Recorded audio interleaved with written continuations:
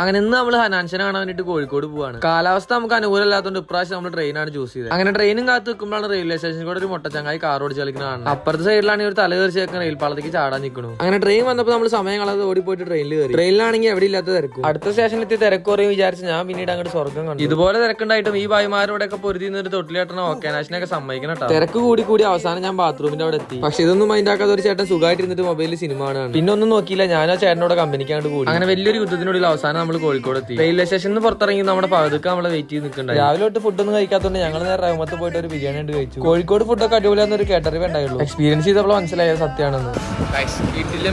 അങ്ങനെ വയറിറച്ച് ഫുഡും കഴിച്ചിട്ട് ഞങ്ങൾ SM സ്ട്രീറ്റ് ഒക്കെ ഒന്ന് കറങ്ങി കണ്ടു. സാധനങ്ങൾക്കൊന്നും വലിയ വിലവറില്ലെങ്കിലും ഒടുക്കത്ത് തിരക്കായിരുന്നു. അവസാനം മഴ പെയ്തപ്പോൾ ഞങ്ങൾ നേരെ അവിടുന്ന് സ്കൂട്ടായി അടുത്ത ബസ്സും പിടിച്ച് നമ്മുടെ ലൊക്കേഷനിലെത്തി. അങ്ങനെ നമ്മൾ ഹൈരത്മാൾ എത്തിയപ്പോഴേക്കും പരിപാടിയുടെ ഒരുക്കങ്ങളൊക്കെ ഏകദേശം കഴിഞ്ഞിട്ടായിട്ടാ. ഞങ്ങൾ എത്തിയതിന് തൊട്ട് പിന്നാലെ ഷറഫ് മോനും ജോയിൻ ചെയ്തു കേട്ടോ. സെക്കൻഡ് കമ്പനി കിട്ടിയപ്പോഴാണ് നമുക്കൊരു സമാധാനമായ. ബേബി മെമ്മോറിയൽ ഹോസ്പിറ്റലിലെ ലൈഫ് ലൈനർ എന്ന് പറഞ്ഞ ഇവന്റിന്റെ ലോഞ്ചിനാട്ടോ നമ്മൾ വന്നിട്ടുള്ളത്. അങ്ങനെ കാത്തിരിപ്പിനുള്ളിൽ നമ്മുടെ ഇവന്റിന് അനാൻഷ എത്തിയിട്ടാ. വീട്ടിൽ നിന്ന് വരുമ്പോൾ സ്റ്റൂൾ എടുക്കാൻ പറഞ്ഞതിന്റെ വിഷമത്തിൽ നിൽക്കാട്ടതിലും. അങ്ങനെ പരിപാടി തുടങ്ങിയപ്പോൾ ഞങ്ങളും കോസ്റ്റ്യൂം മാറിയിട്ട് സ്റ്റേജിൽ കയറിയിട്ടാ. പരിപാടിയുടെ ഇടയിൽ ഫോട്ടോ എടുക്കാൻ വേണ്ടിട്ട് പിള്ളേരൊക്കെ സ്റ്റേജിൽ കയറിക്കൊണ്ടിരിക്കാറുണ്ട്. ഇതെല്ലാം വ്ലോഗ് എടുക്കാൻ വേണ്ടി സൽമാനൊക്കെ തൊട്ട് പിന്നാലെ ഉണ്ടായി. ഇത്ര ആൾക്കാരെ മുമ്പിൽ നിൽക്കണതിന്റെ ഒടുക്കത്തെ ടെൻഷനെങ്കിലും ഒന്നും കാണിക്കാത്ത ഫുൾ ആറ്റിറ്റ്യൂഡിലാട്ടെ ഞങ്ങൾ നിൽക്കുന്നുണ്ടായി. എന്തൊക്കെ പറഞ്ഞാലും പുള്ളിക്കാരെ ഇത്തിരി സിമ്പിളാന്ന് നമ്മൾ വിചാരിച്ചിട്ടുണ്ടായില്ല കേട്ടോ. ആള് മാത്രമല്ല ബാസിൽക്ക് ഒരു നല്ല മനുഷ്യനാണ്. അങ്ങനെ പരിപാടി കഴിഞ്ഞപ്പോൾ ഞങ്ങൾ ഹൈലൈറ്റ് മാളൊക്കെ ഒന്ന് കറങ്ങി കണ്ടുട്ടാ. അവസാനം ഫുഡ് കഴിക്കാൻ വേണ്ടി ഒരു ഹോട്ടലിലേക്കും പോയി. അങ്ങനെ അടിപൊളി ഷവായും കഴിച്ച് വരുന്ന വഴിക്ക് കോഴിക്കോട് ബീച്ചും കണ്ട് ഞങ്ങൾ റൂമിലേക്ക് പോകുന്നു കേട്ടോ. ഫോളോ ചെയ്ത് അടുത്ത വീഡിയോ കാണാം. അപ്പൊ ഓക്കെ, ബൈ.